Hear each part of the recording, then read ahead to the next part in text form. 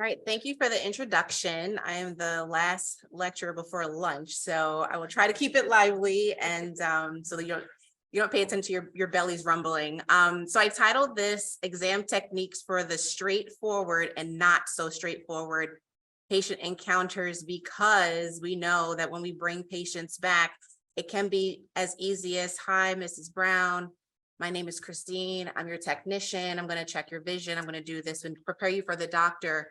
And they will respond to you. "Okay, yeah, no problem." They can read the eye chart, not a problem. Check the pressure, don't squeeze the eyes. I mean, you can literally do everything with them, but we know that there's some not so straightforward patient encounters, and that's what I'll be discussing with you today, just to give you a couple of techniques on how to deal with that.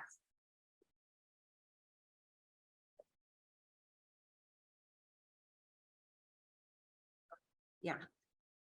All right, so just to get started, so as we all know, the components of a patient encounter are respectful greeting.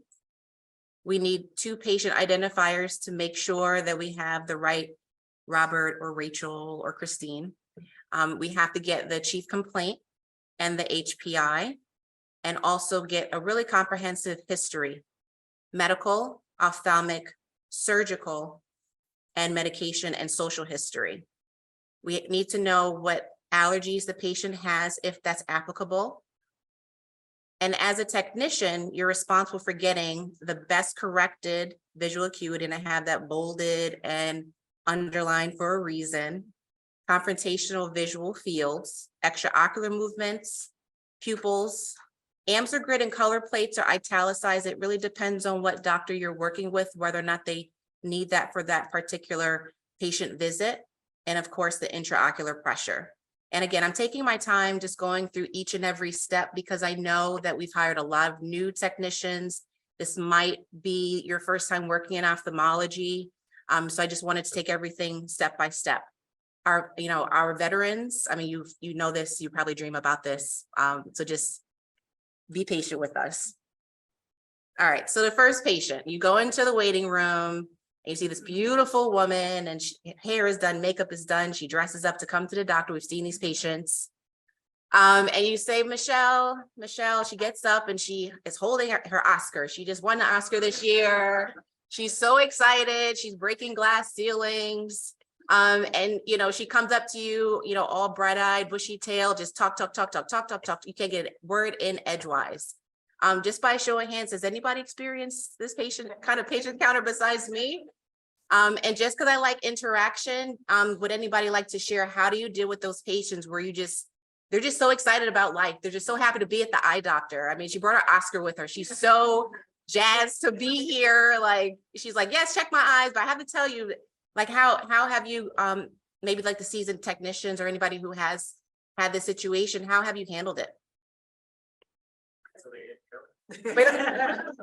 Love it.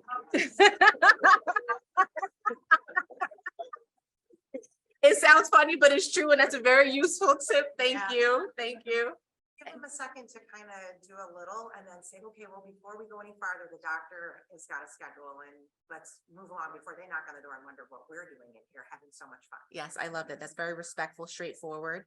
Anybody else? Oh, okay. Okay. All right. Anybody else? So sometimes what I do, I mean, if she's here and she has her Oscar, I'm like, "Oh, you know what, Michelle, I realized that the Oscar doesn't have eyes, but you have eyes. Let me check your eyes out." Right? Kind of making, light of the situation, making a joke. That's what she wants to talk about, her achievement, right? So kind of working that into the conversation. And again, this is fun. This will be fun, guys. So I mean, laugh whenever you like. This one. So you go into the waiting room. Hannibal, Mr. Hannibal, right? This is an example of I only want to talk to the doctor patient. He wants to talk to Dr. Clarice, and I know there's a lot of young people. He only wants to talk to Dr. Clarice, right? They don't want to talk to you. He doesn't want to tell you why he's here. He doesn't want to have you check his vision. He doesn't want you to check his pressure. He doesn't want anything. And I've had this patient encounter. Has anybody else had a patient encounter? Oh, I love more hands. Can I call on you, Linda? Because I know you.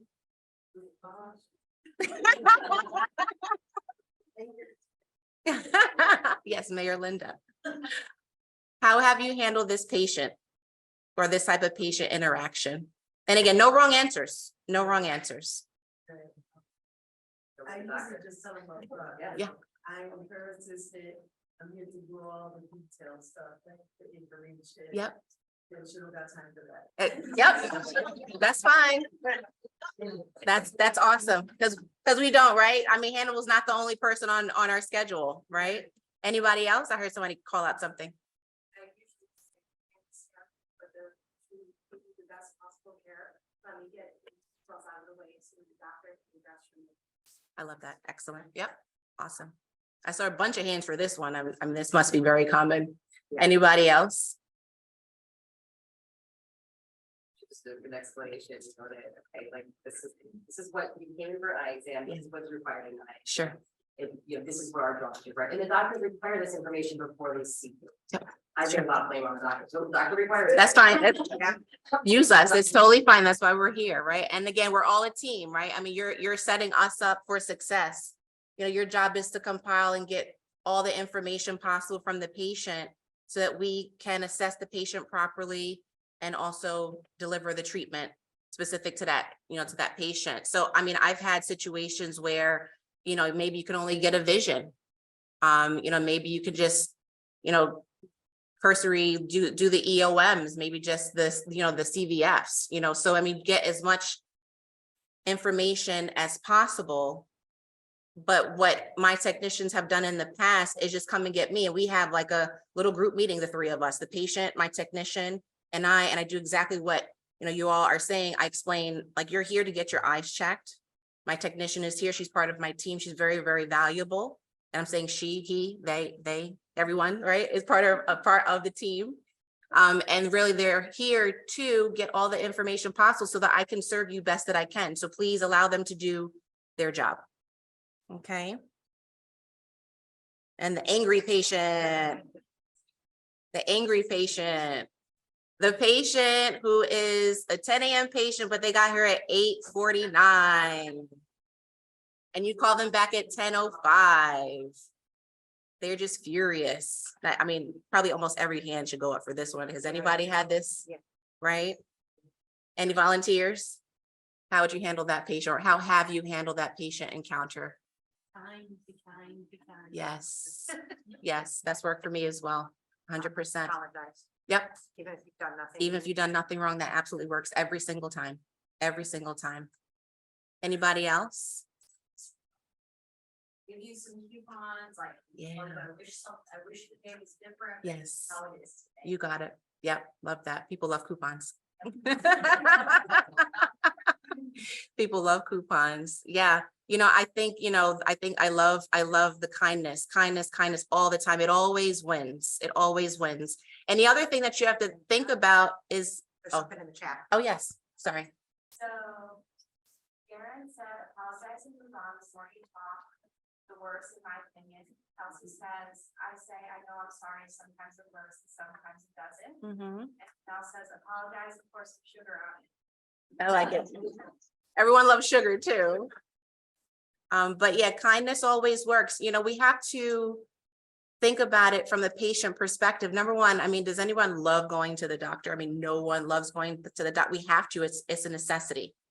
We don't know what happened to that patient before they walked into Flaum or one of our associated offices. So, you know, kind of being mindful of that. Maybe they missed their bus. Maybe they got there at 8:50 for their 10 a.m. because their transportation, that's the only time they could be dropped off, right? So it is frustrating sitting in a doctor's office, looking at everybody get called in before, you know, before you, when you got there so early. So again, you know, I think open communication, kindness works all the time. Sugar, coupons, apologies. Again, if you didn't do anything wrong, you know, that will usually get through to these angry patients. So that was fun. So checking vision, and I'm going to spend a little bit of time on this. So that is paramount to everything that we do in ophthalmology and optometry, is checking vision. That drives everything that we do. So as technicians, you're tasked with getting the best corrected visual acuity. We do that. And again, for distance and near, and I broke that up on purpose. depending upon the chief complaint. If we have a patient coming in who's saying they can't read their newspaper, they can't read their Bible, they can't read their iPad, but you only give me a distance refraction or distance vision, but no near vision, what do I have to compare that to? Right? Refraction, so refraction, pinhole is a really good tool to use. And I'll go over how that works. And also the OKN drum. Does anybody know what it, or have seen an OKN drum before? Okay. I'm glad you asked because I have a slide on that. Yep, I will get to it. I'll get to it. So refraction, I'm going to steal Nike's slogan, just do it. Everybody hates it. It's time consuming. It, drives you up a wall. I get it. Everyone gets it. I don't think it's anybody's favorite. Does anybody love refractions? I think over the 10 years, I've only had, handful of techs who love doing refraction. I mean, this is like magic. I mean, I know that you guys don't, I love magic and I love Disney movies and all that other stuff, but it really is. I mean, you are having someone come in that their world is blurry. Their world is absolutely blurry. They can't read. They're looking at the computer.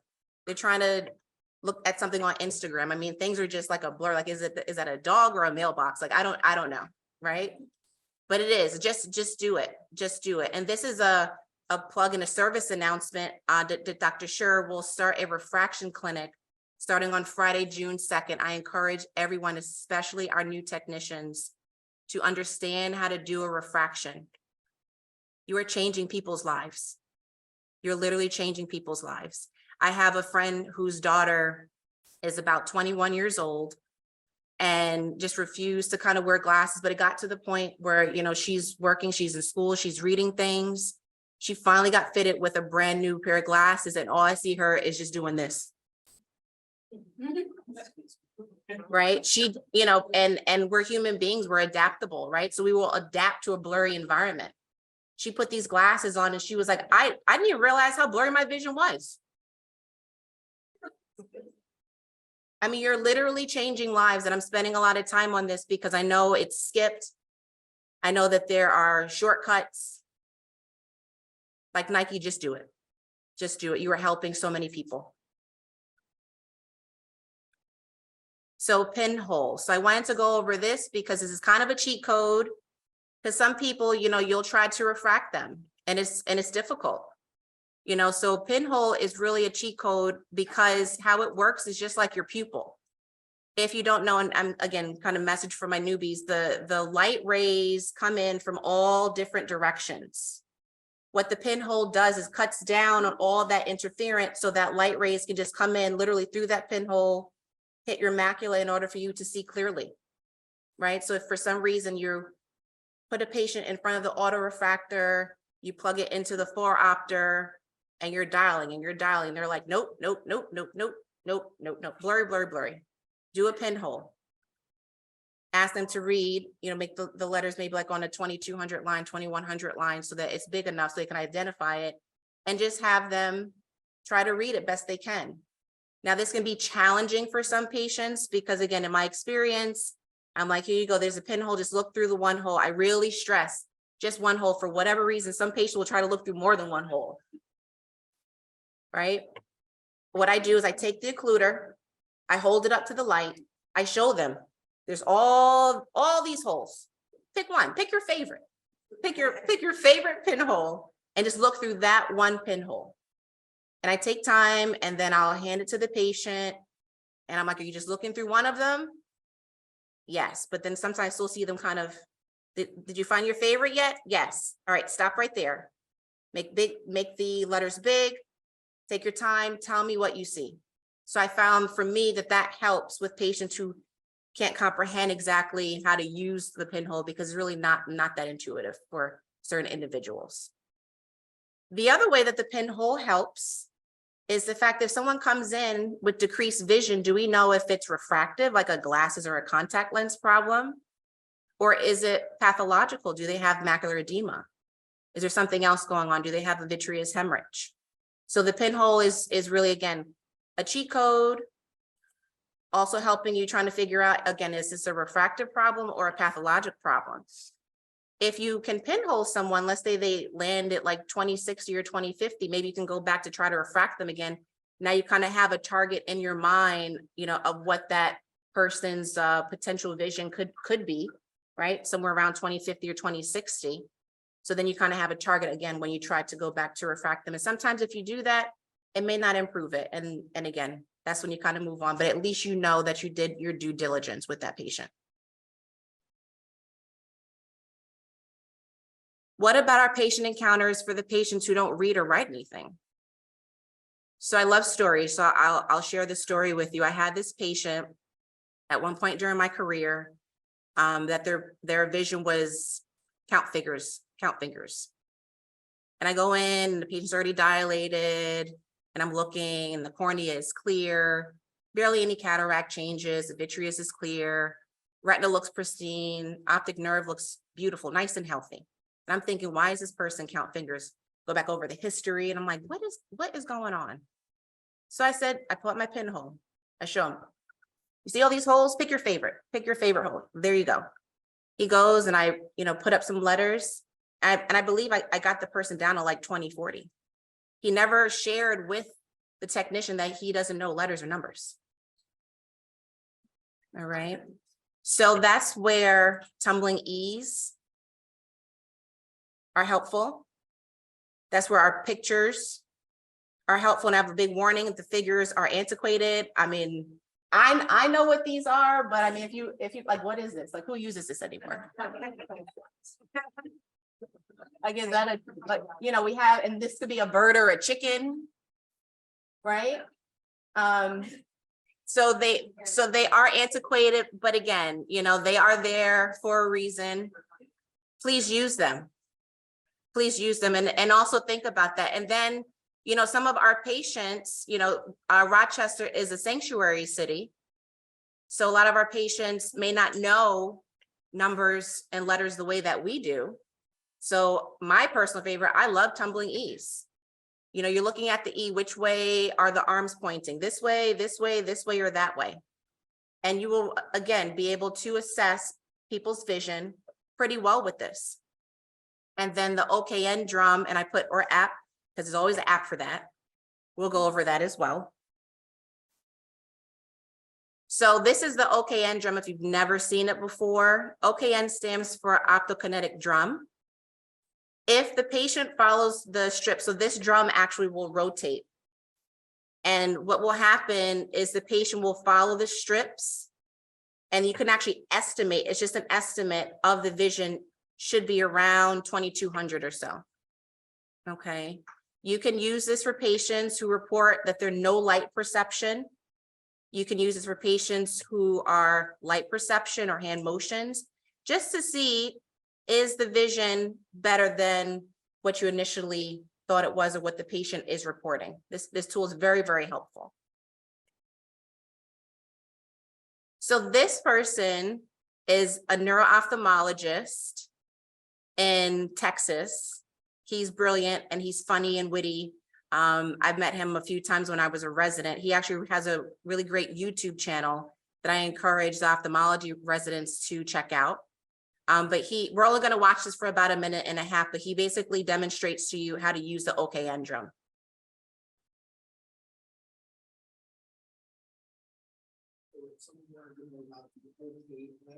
And how we use it and talk. If you're wondering what OKN drum looks like this. It's a drum that rotates, and there's alternating white and black stripes. And the reason we use it is by rotating the drum, the patient fixates on the target and then has to saccade back. So they're pursuing in one direction as the drum is rotating, and then saccade back to the next target. So it generates both a pursuit response and a saccade. So the way we use the drum is to see if someone can see if they claim they cannot. So if someone, for example, claims they have no light perception vision in both eyes, and they're wondering whether they actually can see something, you can take the drum and you can spin the drum, and it will generate a status for this. So if they see this rotation, they'll have a status. And if it's only one eye, then cover the good eye and keep rotating the drum. So rotate with both eyes, and then all of a sudden cover the good eye, and if the eye that is fixating can still jump. So a drug like this is good for bad vision only, like hand motion or eye perception, because the stripes are so big. So that means someone who's 2080 or 2100 might legitimately still have a positive OKM line. They can't see the same time. So we can use it for either the one eye, or the OS, or two eye, bad vision.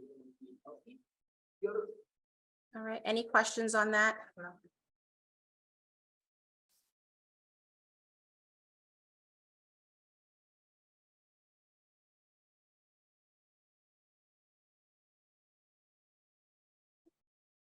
All right, and again, like I said, there's an app for that.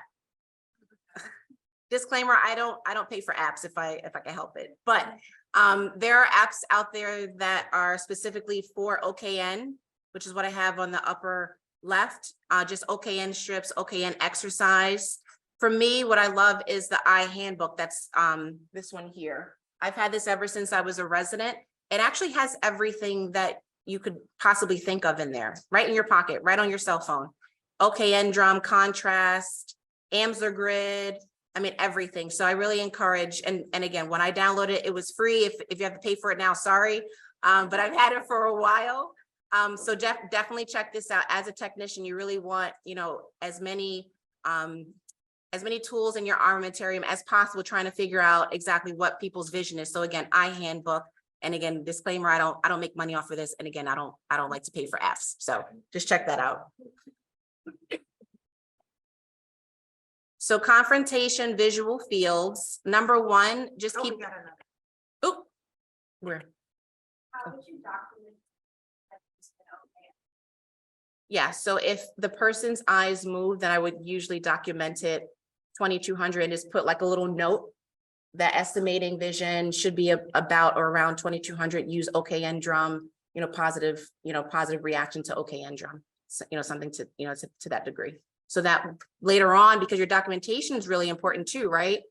Later on, then someone would know, okay, well, they used the OKN drum to estimate that visual acuity. They weren't able maybe to refract or pinhole because of patient cooperation, for example. Okay. So confrontation visual fields. So again, keep it simple. One key with this actually is to keep the fingers equidistant. So don't kind of like have one finger here and like one finger out here. You really want to have it where, the person is not peeking, and I'll talk about that next, but your fingers really have to almost be, equidistant. The peeking part, I mean, all our patients or most of them they want to do a good job for us, right? They want to read, they want to do the best that they can. And they might kind of like do one of these or like do one of these, right? So what I do, and it sounds simple, but again, like I make sure the person's palm is over the eye. I like the palm because it doesn't mush the eye, right? Because if you do your fingers, patients have a tendency to press on the eye. Then when they open it, it's like, doctor, everything's blurry, and they're like blinking, you gotta get artificial tears, and it's like this whole rigmarole. So just make sure that the palm is completely over the eye so that the eye is occluded. And then if they try to peek, then it'll be a little bit easier for you to catch them as they stop peeking, right? Feel free to retest if the defect is identified. So, we're putting up, one finger, two fingers, how many fingers up, and then if they can't, for whatever reason, see something, don't be afraid to redo it. They're here to get help from us, right? So just taking that extra, couple of minutes to retest the confrontation visual fields will be very, very helpful. Consider visual field testing, and I put in parentheses to talk with your doctor of the day. The reason why confrontation visual fields is so important is because it helps us as physicians sometimes identify strokes, right? So if someone can't see, the left finger is in both eyes, now I'm thinking, have they seen a neurologist? Like, what happened with them? Do I need a visual field? So again, speak with your doctor of the day, okay?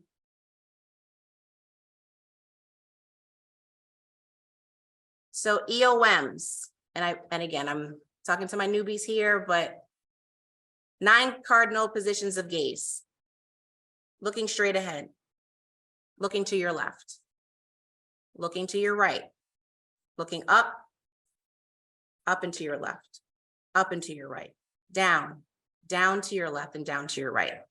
You need to make sure that you're observing all of these movements before you check normal. Because, and I love stories, I've worked with technicians who check normal, extraocular movements, and I can see strabismus from the door. I'll say that again. I have seen EOMs check normal when I see strabismus from the door. Okay, they also have, in their chart, certain diagnoses that should make you look at their EOMs a little bit more closely. But again, some technicians still check normal. Again, what you guys give us as physicians is vital. It's important. We really can't do what we do without you, and we're counting on you to give us accurate information. If for some reason you don't know, or there's a cooperativity problem with the patient, let us know, write it down. You have to document it. Okay, so please, if you do not see these 9 cardinal positions of gaze, please do not check with the normal limits. Pursuit and saccade. So that's something that is easily checked, right? So pursuits, again, for my new technicians, it's how you follow. So you think of like, a tiger in the wild and they're tracking their prey, right? That's pursuit. We're pursuing lunch. We're looking, right? That's the pursuit. A saccade is if something goes by really fast and we're like, fast, quick, quick, quick. So how I work this when I, had to work up my own patients, and sometimes I still do, I make a nice big circle, make sure I hit all 9, then I come back and then I put the light here because I like to have a fixation target for the patients. I always use a muscle light. I'll put the muscle light on one end and then my finger, and I'll say, look at the light. Now look at my finger. Now look at the light, look at my finger. We're testing saccades. For the pursuit, just follow the light this way, follow the light that way. And we're testing pursuits. Nystagmus, for anybody who doesn't know, is when the eye cannot stay stationary. The eye is beating towards one side, moving towards one side, or moving towards the other side. Nystagmus can kind of be like a rotating, kind of a thing too. So again, if you're paying attention during the cardinal positions of gaze, then you really should be able to observe all of these things. Just take your time. Again, the patients are here for us. They're here for us to help them. They want to be helped for the most part. So yeah, EOMs. Just have a video about this, the smooth pursuit test. Keeping your head still, follow the pen with your eyes as it moves left and right. Increased effort, dizziness, pain suggest an impaired test.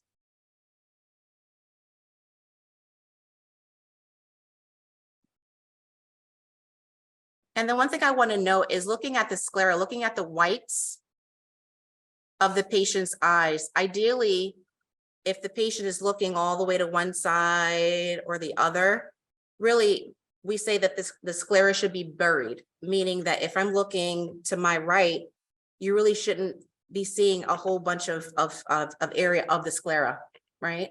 If for some reason I'm trying to look to the right and you see a certain amount of sclera, they may have what's called a restriction. They may not be able to move all the way to the right. So really pay attention to that. Okay.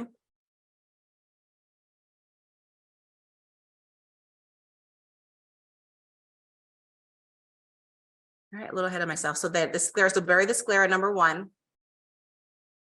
Sometimes, and again, kind of another cheat code, sometimes you can observe the EOM abnormalities while you're conversing with the patient, right? So, you're sitting there typing and the person's telling you their chief complaint, history of present illness. And some people, when they talk, they don't look straight at you. Maybe they'll look around the room. So, you can note that, or they're looking at you, maybe they do have strabismus. So while you're there, you're not going to check with our normal limits, right? You're going to note the fact they have strabismus, and that kind of saves you a little bit of time during your patient encounter. Also, looking at where the light reflex is on the cornea. So, after today, if you take that muscle light and you're shining it and you're having the patient follow, you know, the light reflex on the cornea should be exactly the same in both eyes. And if it's not, that also makes me think about strabismus, right? Because both eyes should be exactly in the same alignment everywhere you go in those 9 cardinal positions of gaze. So just some tips for that.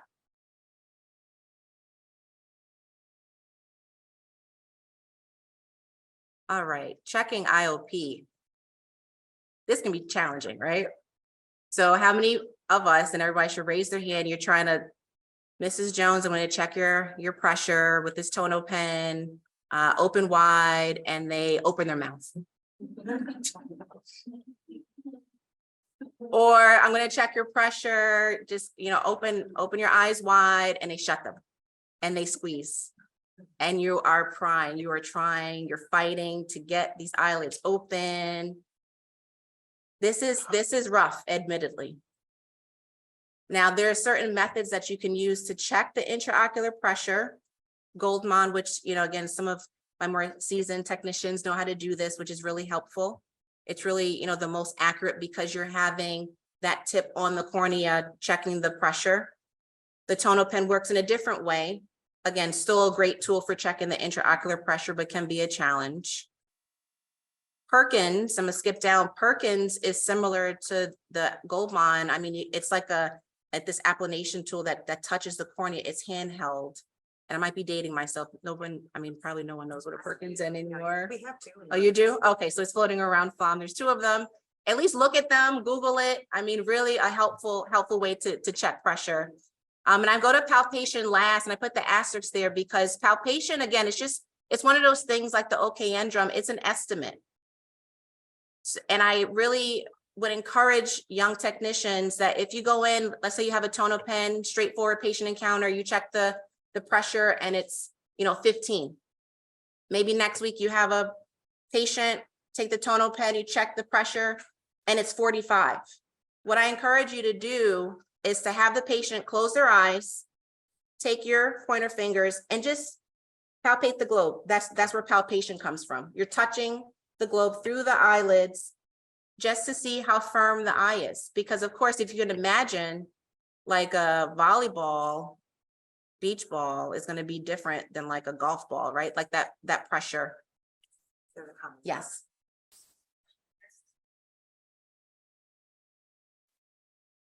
Patients who don't like low touch. If they don't want their eye touched. I mean, how to probe you. It's like the air test, like that eye test. Or the Oh, the puff puff test? Yeah. I don't know. We don't really use that anymore to check the pressure. Some offices still do. Do we have that here? We have eye. Oh, we do. The eye care is the new one. with Oh, that yes. little- Yeah. But still, that's touching the cornea. That one touches. Yeah. But the other one doesn't. It doesn't, right? It doesn't. Yeah, I haven't used the air puff because it's not as accurate as actually touching the cornea. So where can you get that? I'm not sure we can get the air puff, but there are offices out there that use it still to tell you what the intraocular pressure is for sure. What is it? No. It's not an air bubble. It's not. Uh, Oh, yeah. So that I mean, that does touch the cornea. It's very light. It's very, very light, but it does touch the cornea. So that's accurate. Okay. So again, palpation, you know, if you have the time and you guys remember, again, to my newbies, if the patient allows, please ask for permission to touch the patient's eyelid. Just see, you know, what a globe feels like at pressure 15 versus a pressure of 30 or 35 or 40, because there definitely is a difference. Also beware for the patients who hold their breath. Anytime you get this close to them, they're just holding their breath. That definitely increases the pressure. So one thing that I like to do, especially when it comes to devices and doing things with patients, is I like to serve as my own narrator, meaning we've gotten through all the history. I know what the allergies are, and I've checked the vision. I'm doing all of this. You know, I've been telling the patient all along, this is what I'm doing. Now it's time to check the intraocular pressure. I show them the device. This is called a tono pen, and I show it without the blue cover to let them know that is blunt, because if you come at anybody, they always think it's a needle in in the doctor's office, right? Showing them the tonal pen that it's a blunt surface. It is not sharp. This is used to check your pressure. It's part of screening for glaucoma in our office. It will not hurt you because I'm going to put some numbing drops in your eyes. The only thing that you're going to feel is me opening up your eyelids because those are not numb. And I'm just going to lightly touch the front of your eye. You might hear some beeps. It shouldn't take more than a few seconds. And I always remind patients to breathe, even when I'm examining them in the slit lamp. They hold their breath the whole time. And I'm like, breathing is good. I've never heard a doctor tell someone breathing is bad, right? So I always remind them to breathe, really try to relax, try to breathe. And I also acknowledge the fact that this is an awkward position to be in with another human being, right? To actually be that close, trying to get pressure. No one likes their eyes touched, but it's something that we have to do.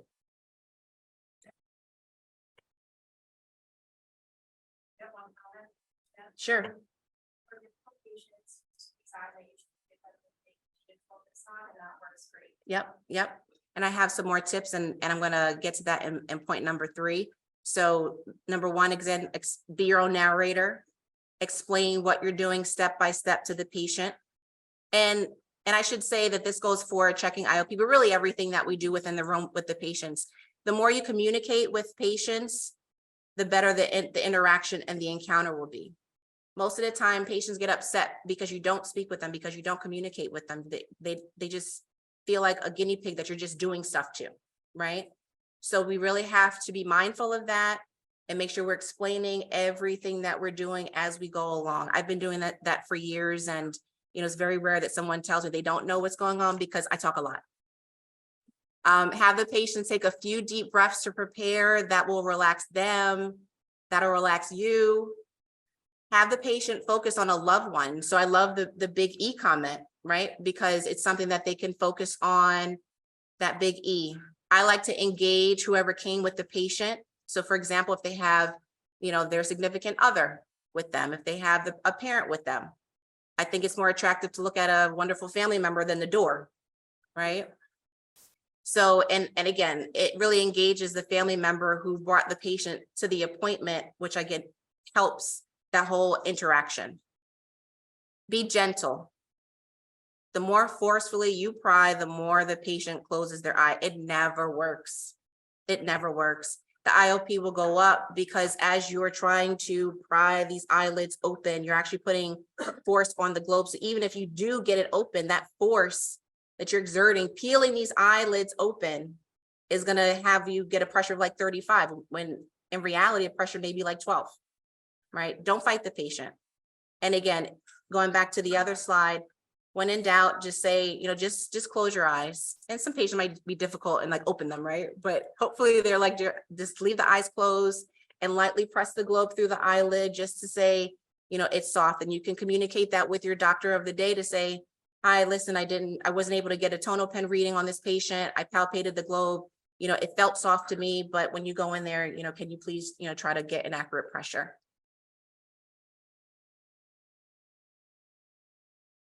All right, moving on, checking pupils. So pupils should be equal size, give or take a millimeter or so.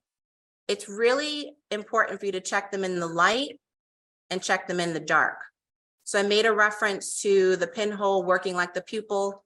Again, the pupil, if you're in a bright light condition, just like this, all the fluorescent lights are up, or you're outside and it's sunny, your pupil gets small. The job of the pupil is to regulate the amount of light coming into your eyes so that you can see well. So that's why we have to check it in the light and the dark. Also, certain disease conditions present themselves when there's irregularity between the size of the pupil in light and dark conditions. We're looking at the shape. Is the pupil round? It's supposed to be. Is it in the center? It's supposed to be. If it's not, then that should lead you to ask additional questions. Has a person had surgery in the past? Maybe they had cataract surgery, right? We all interact with patients who've had cataract surgery here. Maybe it was complicated. Maybe the pupil didn't dilate as much as the surgeon needed, and they had to use what's called a pupil expansion device in order to get the surgery done. After you take those devices out, instead of it being a perfectly round pupil, maybe, you know, it's round-ish. So maybe that's why that pupil is misshapen. We've taken care of people who have inflammation inside of the eyes, for example, which makes all the tissues inside the eye sticky. So the iris may be stuck to the cornea. The pupil will, you know, look like ovoid or have a point to it. So these are all things that you have to pay attention to, not just shining the light in the dark and saying that I'm done. Reactivity is really important. Please don't forget that the eye is connected to the brain. Okay. If you have pupils that are, you know, sluggish or non-reactive, then that might tell us that there is an optic nerve problem or some other nerve problem. Accommodation, does the pupil get smaller when the patient looks up close? Again, the pupil regulates the amount of light coming in. So therefore, when you're checking the pupils, have that muscle light coming in and then just note if the pupils get small or not. All right, if that's absent, then that speaks to a specific condition that the patient may have.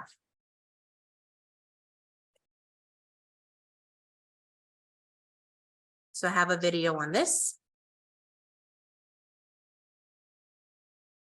A pen torch with evenly bright illumination, a dimmer source of light to notice the pupils in dark eyelids, and an accommodative target. So let's start. While sitting on one side, ask the patient to maintain fixation on a distant target, thus avoiding meiosis associated with accommodation. Observe the size, shape, and position of the pupils.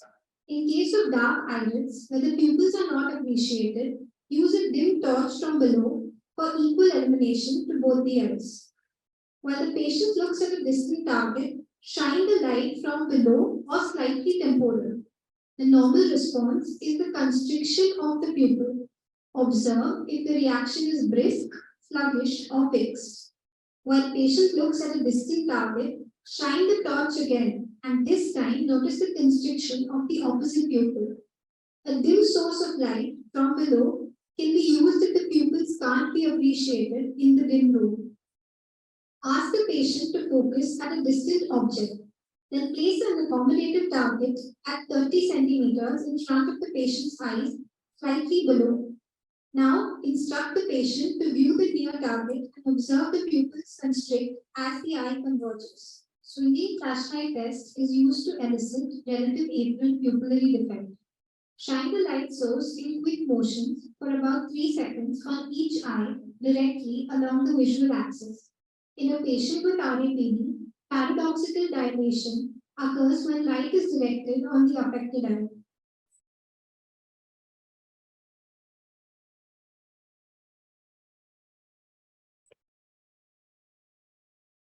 Okay, so that narrator skipped ahead a little bit, and we're going to talk about RAPD, relative afferent pupillary defect. And I love stories. This is another example of where you should not check normal if you don't know what you're looking at. You should not say normal if previous notes documented that the patient has an RAPD. It doesn't disappear. RAPDs do not, they don't just miraculously disappear, right? So it's really important, and that's why I put the video in for you to understand exactly, you know, what an APD is, how to detect it. So we're going to watch the video first, and then I have something to review afterwards. So the RAPD. In this patient, you will see that the right pupil consistently dilates as the light is swung toward it. This dilation is called a relative afferent pupillary defect. It usually signifies that an optic nerve lesion is present on the side of the dilating pupil. This test is the most sensitive and the only objective way to demonstrate a unilateral optic nerve lesion or bilateral but asymmetric optic nerve lesions. Did everybody see that? So I don't need to play that again? No. I wish they were all that easy to see. 100%. I agree with you. And sometimes they're not. But again, when in doubt, please don't just put normal, right? When in doubt, please don't just put normal. Just say questionable RAPD, we'll check with MD. Come and don't dilate. Thank you so much. Especially Grab a resident to look. grab a resident, yes. I mean, any physician, any of our more seasoned technicians, if you are not sure, please do not check normal. And do not dilate. Thank you for that. The other thing is hippus, because sometimes this might kind of masquerade like an APD, especially if you're not sure what this is. So the hippus really is described as a dancing pupil. So you're just looking at it and I'm not sure what kind of dance that is, but you know, it goes down and up, you know, it's not necessarily fixed. So just as a comparison.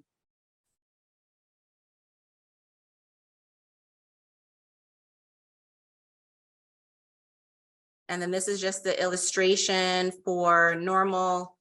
Again, right eye, left eye, the light goes in, constricts. You go over to the other side, it constricts, as opposed to an APD. You go over to the left eye, it constricts, you go over to the right eye and it dilates. If you shine light in a pupil, it's supposed to get smaller, again, not larger. And if you're unsure, please ask for help. So in summary, your approach to patients matter. We take care of patients from various backgrounds and abilities, treat everyone with respect, kindness, and patience. We've had no idea what kind of day these patients have had outside of the institute. Narrate your actions to the patients. And I know I talked about that a lot with the tonal pen and checking pressures, but it goes for everything that we do. It helps the interaction be a lot smoother.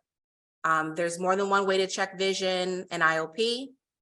CVFs, confrontation, visual field, and pupils, they absolutely matter. Please take it seriously. And refraction literally changes lives. Again, just like Nike, just do it.